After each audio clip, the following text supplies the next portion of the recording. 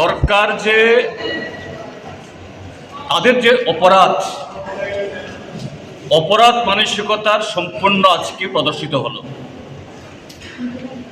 এই ইস্যুটা সেখানে অবিচুয়ারির পর, তার মানে হলো প্রশ্নোত্তর পর্ব, তারপরে এই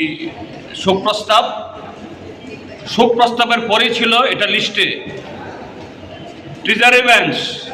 এরা দেখলো যে এই ঘটনা যখন আসবে এই হাউস চলবে না, তাদের দিন দুপুরে পালাতে হবে, কাজে কায়দা করে এটাকে একদম সব দিকে নিয়ে গেল আর স্পিকারকে দিয়ে পালিয়ে গেল। এভাবে পালাতে পারবে?